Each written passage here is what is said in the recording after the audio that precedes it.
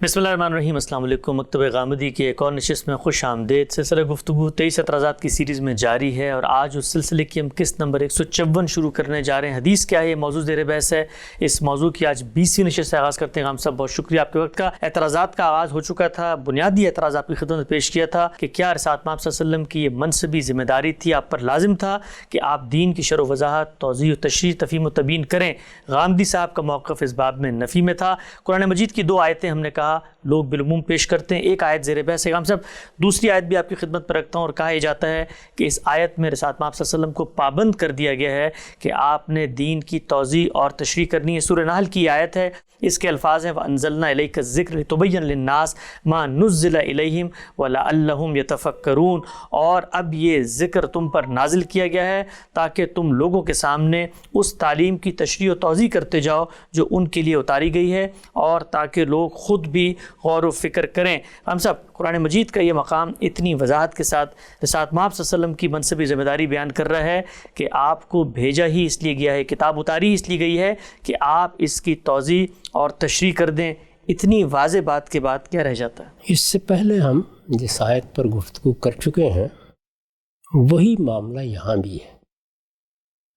وہاں فعل علامہ زیر بحث تھا، یہاں فعل بینہ زیر بحث ہے۔ ٹھیک، وہاں بحث یہ تھی کہ جس چیز کو تعلیم کہا جاتا ہے یا سکھانا کہا جاتا ہے اس کے کیا کیا مدارج ہو سکتے ہیں۔ یہاں یہی معاملہ فعل بینہ کے معنی کے بارے میں زیر بحث آ جاتا ہے۔ ٹھیک، چنانچہ ہم اسی ترتیب کے ساتھ اس آیت کا جائزہ بھی لیں گے جس طرح کہ آپ نے آیت پڑھی ہے۔ یہ سورہ نحل کی آیت 44 ہے۔ اس میں یہ بیان کیا گیا ہے کہ قرآن کی صورت میں یہ یاد دہانی اے پیغمبر آپ کی طرف اس لیے اتاری گئی ہے کہ آپ اس کی تبیین کر دیں۔ جی، لِتُبَيِّنَ لِلنَّاسِ، وہاں کیا تھا؟ تعلیم دیں۔ یہاں یہ ہے کہ تبیین کر دیں۔ یہ تبیین کیا چیز ہے؟ یہ کیا فعل ہے جو یہاں استعمال ہوا ہے؟ اس کے معنی کیا ہے اور یہ کس کس پہلو سے عربی زبان میں مستعمل ہے، اس کا ایک جائزہ لینا چاہیے۔ ٹھیک، سب سے پہلے فعل کے معنی میں آپ کے سامنے وہ بحث رکھ دیتا ہوں جو ائمہ لغت نے اس فعل پر کی ہے۔ یہ اقرب المعارض ہے، اس میں یہ فعل زیر بحث ہے۔ وہ یہ کہتے ہیں کہ بینہ کا فعل لازم بھی استعمال ہوتا ہے اور متعدی بھی، یعنی اس طرح بھی استعمال ہوتا ہے کہ مفعول کی ضرورت نہیں ہوتی، اور اس طرح بھی استعمال ہوتا ہے کہ وہ اپنے مفعول کی طرف متعدی ہو کر آئے۔ چنانچہ انہوں نے بیان کیا ہے کہ بینہ کا مطلب ہے اتضح، واضح ہوا۔ پھر اس کی مثال دی ہے، پھر بینہ ہو یعنی اس کو مفعول کے ساتھ استعمال کیا ہے اور اس کے معنی بیان کیے ہیں اوضاح یعنی اس کو واضح کر دیا۔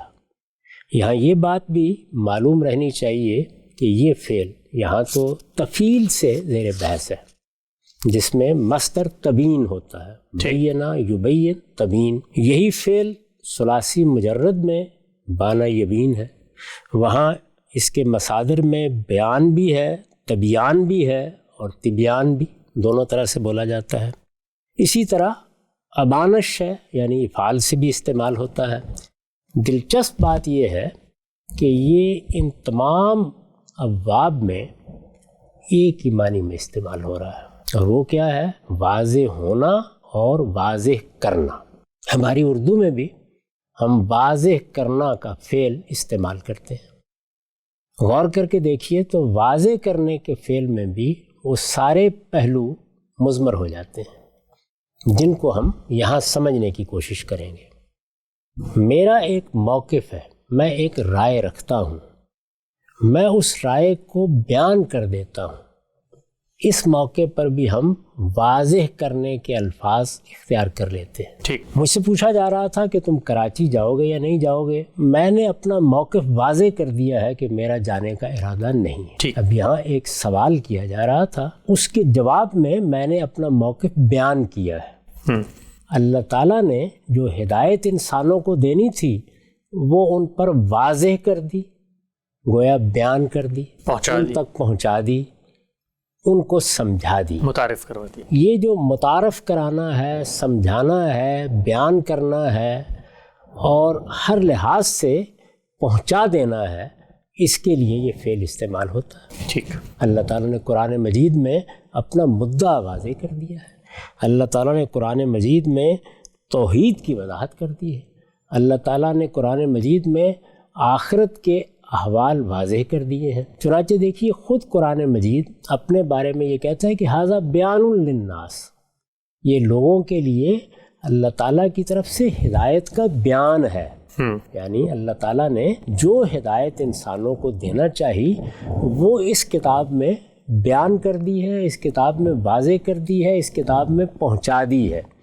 یہاں بیان کرنے، واضح کرنے اور پہنچانے سے اصلی مقصود یہی ہے کہ جو کچھ متکلم کہنا چاہتا تھا اس نے لوگوں کے سامنے اس کو بیان کیا ہے یا اس کو ان تک پہنچایا ہے۔ ٹھیک۔ ایک دوسری چیز یہ ہوتی ہے کہ پہلے سے لوگوں کو ایک بات معلوم ہو گئی ہے یا ان کے پاس وہ پہنچ گئی ہے، کوئی کتاب ہے، کوئی شاعری کا مجموعہ ہے، کوئی شعر آپ نے ان کو سنا دیا ہے، کوئی خاص علمی چیز ہے جو پہلے سے وہ جان چکے ہیں، اس کے بارے میں سوالات پیدا ہو گئے، اس کے بارے میں کسی وضاحت کی ضرورت پیش آ گئی ہے، تو وہاں پر بھی یہی فعل استعمال ہوگا۔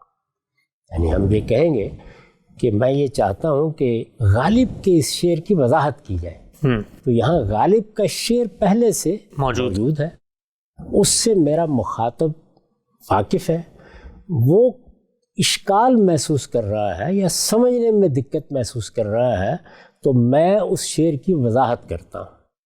یہاں شعر کی وضاحت، شعر کی شرح وہ پیش نظر ہے۔ ٹھیک۔ یہ جو ترجمہ آپ نے پڑھا ہے، اس ترجمے میں بھی اس کو اسی معنی میں لیا گیا ہے۔ لفظ کے لحاظ سے اگر غور کر کے دیکھیے تو یہ دونوں پہلو ہماری زبان میں بھی ہیں اور عربی زبان میں بھی۔ ٹھیک۔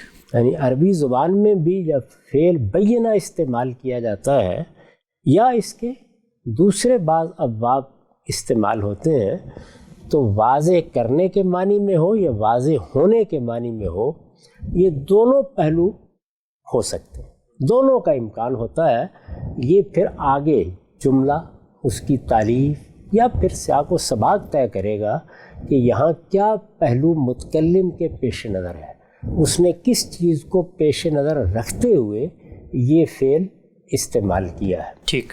عام حالات میں ہم اس پہلو سے بھی اس کو استعمال کر رہے ہوتے ہیں اور دوسرے پہلو سے بھی اس کو استعمال کر رہے ہوتے ہیں۔ یہ دونوں استعمالات عربی زبان میں بھی عام ہیں، ہماری اردو زبان میں بھی عام ہے۔ ایک مختصر سوال غام صاحب، یہ بیان کیجیے گا دونوں پہلو پائے جاتے ہیں، کیا بیک وقت بھی اس لفظ میں یہ دونوں پہلو بیان کیے جا سکتے ہیں؟ مثلا میں آپ سے پوچھتا ہوں جی عدت کے بارے میں آپ کا موقف کیا ہے، آپ کہتے ہیں جی میزان میں نے یہ بات واضح کر دی ہے یا بیان کر دی ہے، تو اب میزان میں سب جانتے ہیں کہ آپ دین کی شرح و وضاحت کر رہے ہیں، تو اس معاملے میں آپ نے شرح و وضاحت کر دی عدت کی یا آپ صرف موقف کے اظہار کے طور پہ اس کو استعمال کر رہے ہیں؟ دیکھیے یہاں پر بھی وہی دونوں پہلو ہیں، یعنی اللہ تعالیٰ نے دین قرآن میں بیان کیا ہے، اب میں اس دین کی آگے وضاحت کر رہا ہوں، تو وضاحت کے پھر دو پہلو ہوں گے۔ ایک یہ ہے کہ جو کچھ اللہ تعالیٰ نے بیان فرمایا ہے میں نے اس کو سمجھا اور اپنے لفظوں میں آگے اس کو بیان کر دیا، ٹھیک، یہ پہنچانا ہی ہے۔ اچھا۔ اور ایک یہ ہے کہ جو کچھ اللہ تعالیٰ نے بیان فرمایا ہے اس کے بارے میں کوئی سوال پیدا ہو گیا ہے، کسی وضاحت کی ضرورت ہے، شرح کی ضرورت ہے، میں وہ خدمت انجام دے رہا ہوں۔ جیسے کہ قرآن مجید ہمارے پاس موجود ہے، اللہ کی کتاب ہے، اللہ تعالیٰ نے وہ کتاب نازل کر دی، میں نے ابھی عرض کیا کہ وہ بیان للناس ہے، یعنی اس میں اللہ تعالیٰ نے اپنی ہدایت بیان فرما دی ہے۔ اب کوئی شخص اس کو سمجھنے میں دقت محسوس کرتا ہے تو ایک عالم کیا کرتا ہے، ایک مفسر کیا کرتا ہے، وہ اصل میں اللہ تعالیٰ کی بات کی شرح و وضاحت کرتا ہے۔ ٹھیک۔ وہ بتاتا ہے لفظ کے معنی یہ ہیں، وہ یہ بتاتا ہے جملے کی تالیف کا تقاضا یہ ہے، اس میں 2 معنی 3 معنی متعدد معنی ہو سکتے ہیں، میں اس میں ترجیح دے رہا ہوں یا اس کو سمجھ کر اس نتیجے پر پہنچا ہوں، اس کے دلائل یہ تو وہ بیان کرے گا۔ ہم جب دین کی شرح و وضاحت کرتے ہیں تو ایک چیز یہ ہے کہ دین جو کچھ ہمیں دیا گیا ہے اس کو ہم لوگوں تک پہنچائیں، یہاں تو ابلاغ ہی ہے. جس طرح ہم نے فعل علمہ پر بحث کرتے ہوئے کہا تھا کہ اللہ تعالیٰ نے لوگوں کو قرآن سکھایا، وہاں پر بھی علم القرآن کا لفظ استعمال ہو گیا. وہی قرآن جبریل امین نے آگے پڑھ کے سنایا تو علمہ شدید القویٰ، وہاں پر بھی وہی فعل استعمال ہو گیا. ایسے ہی اللہ تعالیٰ نے اپنا دین قرآن میں بیان کیا، یہ بھی بیان ہے. اس میں بھی پہنچانے کے معنی میں لفظ بیان استعمال ہوا ہے، یعنی پوری وضاحت کے ساتھ پہنچا دیا ہے. کسی شخص نے اسی دین کو جو قرآن میں بیان ہوا ہے آگے اپنے زمانے کی زبان میں منتقل کیا، تو وہ بھی کیا کر رہا ہے، وہ اس پوری بات کو سمجھ کر اس کو آگے منتقل کر رہا ہے. تو یہاں پر بھی وہی پہلو ہے. لیکن اگر اس کے بارے میں کسی پوچھنے والے نے کچھ پوچھ لیا، کوئی سوال پیدا ہو گیا، کوئی وضاحت مطلوب ہوئی، اب جب آپ اس کی وضاحت کرتے ہیں، یہ بتاتے ہیں کہ جو بات اللہ تعالیٰ نے کہی ہے اس میں یہ پہلو ملحوظ ہے یا اس طرح کی بات بتانا مقصود ہے، تو یہ وہ اشکال ہے جو مخاطب کو پیش آیا، آپ اسے رفع کر رہے ہیں. تو اب گویا تشریح، توضیح، وضاحت، یہ لفظ اس معنی میں استعمال ہو جائے گا. تو یہ ہر جگہ اگر آپ دیکھیں گے تو ہماری روزمرہ زبان میں ایسے ہی استعمال ہوتا ہے. یعنی کبھی ہم لفظ واضح کرنا اپنے موقف کی ابتدا سے وضاحت کے لیے بولتے ہیں، اور کبھی پہلے سے موجود کسی چیز کی شرح کے لیے، توضیح کے لیے اس لفظ کو استعمال کرتے ہیں. یہ دونوں پہلو ہیں. یعنی ایک میں کیا ہوتا ہے، ایک میں یہ ہوتا ہے کہ جو بات ہمارے پاس موجود ہے ہم نے اس کا اظہار کر دیا، ابلاغ ہو گیا بس. اس کو عام طور پر علماء اس طرح بیان کرتے ہیں کہ یہ اظہار الشیء کے معنی میں ہے. چیز آپ نے ظاہر کر دی، وہ آپ کے ضمیر میں تھی، اس کا آپ نے اظہار نہیں کیا تھا اس سے پہلے، آپ نے اس کو ظاہر کر دیا، تو اس کے لیے بھی یہی فعل بینہ استعمال ہو جائے گا. اور چیز پہلے سے ظاہر کر دی گئی تھی، اب اس کے معنی کے بارے میں، اس کے مفہوم کے بارے میں، اس کی کسی مشکل کے بارے میں کوئی وضاحت کی جا رہی ہے، تو یہ کیا ہے، اظہار و ما فی الشیء، جو کچھ اس میں موجود تھا اس کی وضاحت. یعنی اس میں گویا اس چیز کے، چیز پہلے آ گئی ہے، اس چیز کے مضمرات بیان کیے جا رہے ہیں، اس میں کیا چیزیں چھپی ہوئی ہیں وہ نمایاں کی جا رہی ہیں، اس میں کن چیزوں کو واضح نہیں کیا گیا یا اس طریقے سے بیان کیا گیا ہے کہ وہ بالاجمال تو سامنے آ گئی ہیں، اس کی تفصیلات نہیں بیان کی گئیں.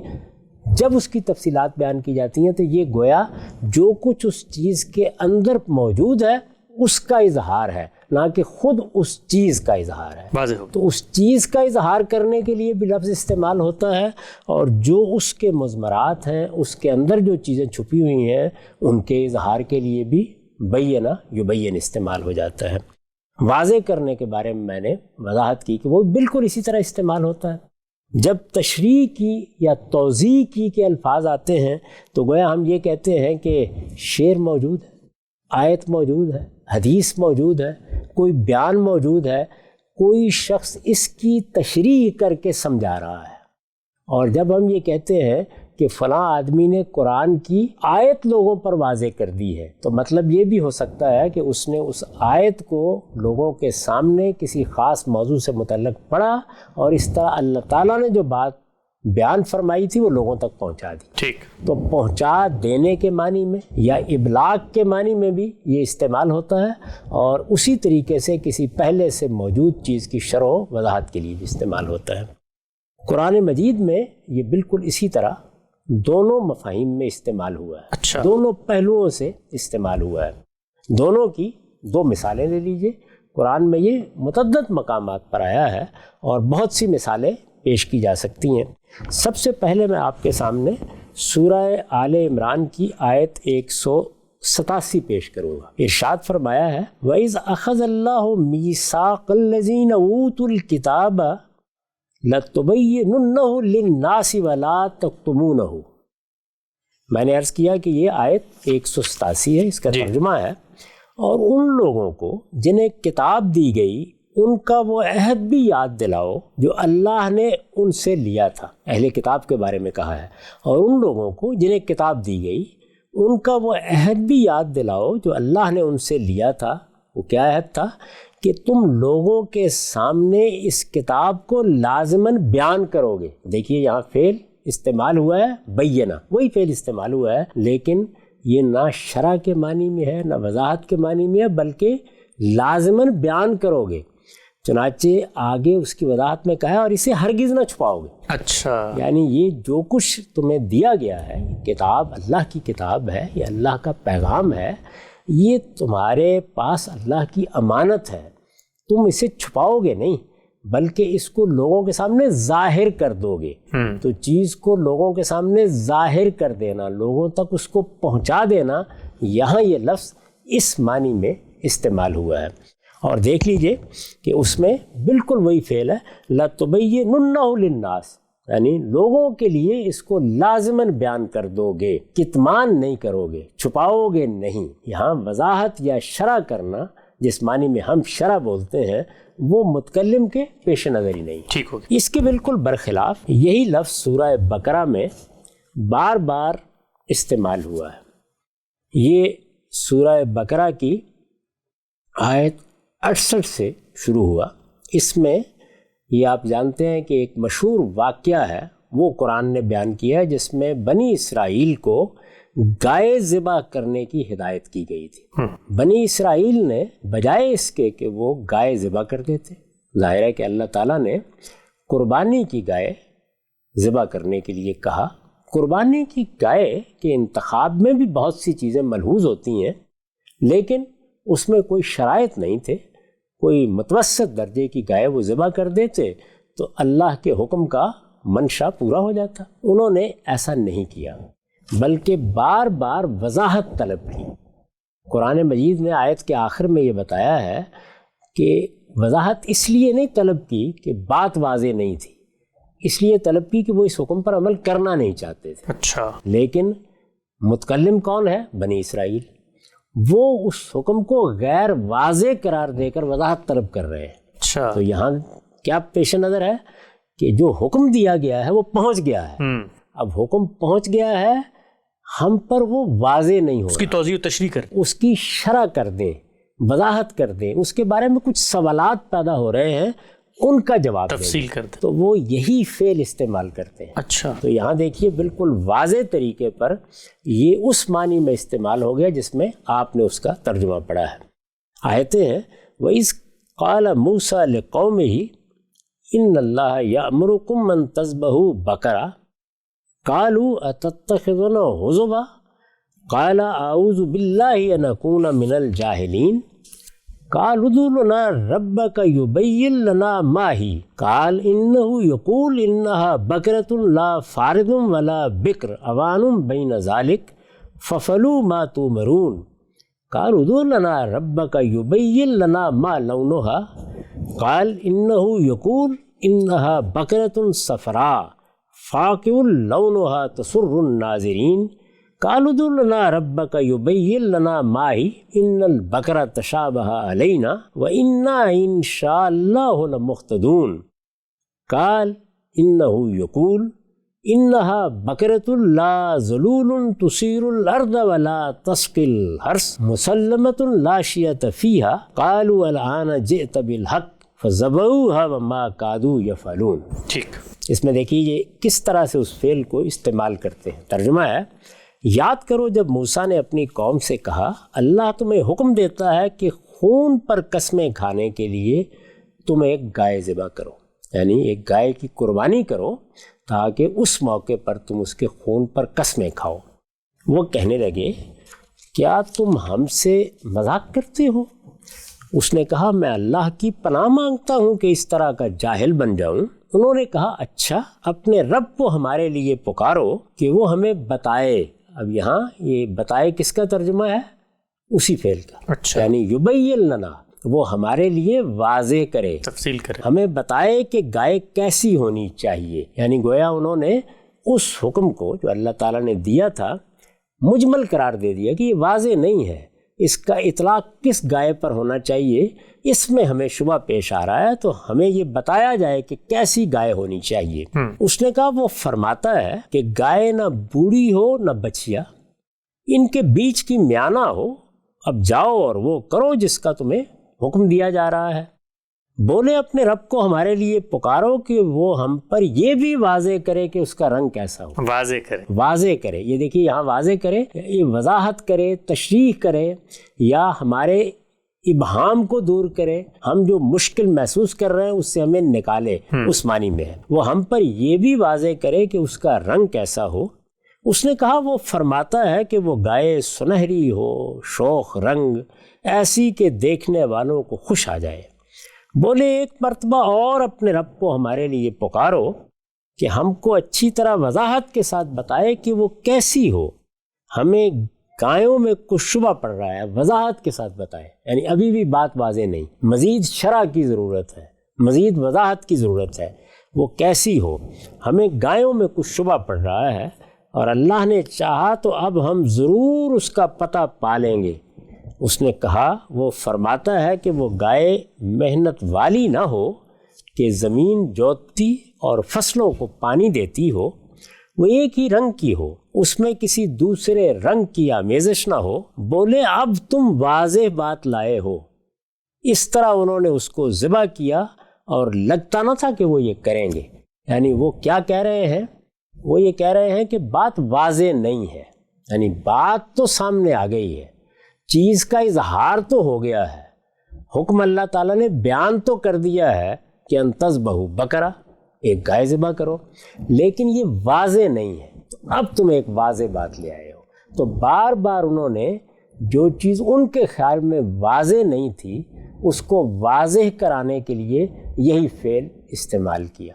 تو اس سے یہ بات معلوم ہو گئی کہ دونوں پہلوؤں سے یہ فعل مستعمل ہے. ٹھیک، میں نے مثال دی تھی کہ اسی کے ثلاثی مجرد سے اللہ تعالیٰ نے فرمایا ہے کہ ھذا بیان للناس، قرآن کو، کہ یہ لوگوں کے لیے اللہ کی ہدایت کا بیان ہے.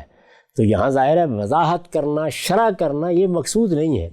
دوسری جگہ دیکھیے یہی لفظ استعمال کیا ہے سورہ قیامہ میں کہ جب ہم اس قرآن مجید کو آخری مرتبہ پڑھیں گے تو انا علینا بیانہ، ہم پر یہ ذمہ داری بھی ہے کہ ہم اس کی شرح و وضاحت کر دیں گے اگر ضرورت ہوئی. تو وہی لفظ جو پہلے بیان للناس میں اس معنی میں استعمال ہوا کہ یہ اللہ کی ہدایت کا اللہ کی طرف سے بیان ہے، ابلاغ ہے، اور دوسری جگہ اسی کو شرح و وضاحت کے معنی میں استعمال کیا.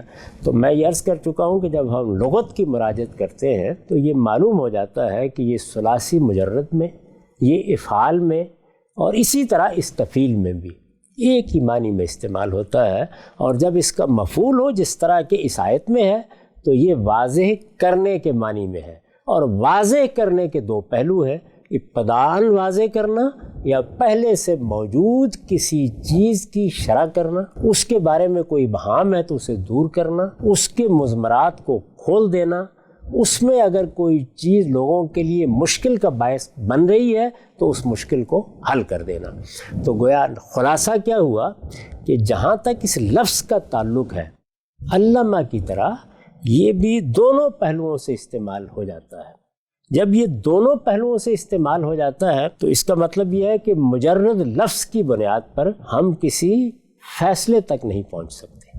یعنی لفظ کی ہم نے تحلیل کر لی، اس کو سمجھ لیا، اس کے دونوں پہلو واضح ہو گئے، اس کو ایک معنی میں لیں تو مطلب وہ ہوگا جو آپ نے بیان کیا، اور اس سے وہ نتیجہ بھی نکلے گا جی کہ جب اللہ تعالیٰ یہ کہہ رہے ہیں کہ ہم نے اس کتاب کو اس لیے نازل کیا ہے، اے پیغمبر تمہاری طرف یہ یاد دہانی اس لیے بھیجی گئی ہے کہ تم اس کی شرح و وضاحت کر دو، تو پھر یہ نبی صلی اللہ علیہ وسلم کی ذمہ داری قرار پائے گی. اور اگر دوسرے پہلو سے دیکھیے کہ ہم نے یہ یاد دہانی آپ کی طرف اس لیے نازل کی ہے کہ آپ اسے لوگوں کے سامنے بیان کر دیں، اس کو لوگوں کے لیے واضح کر دیں.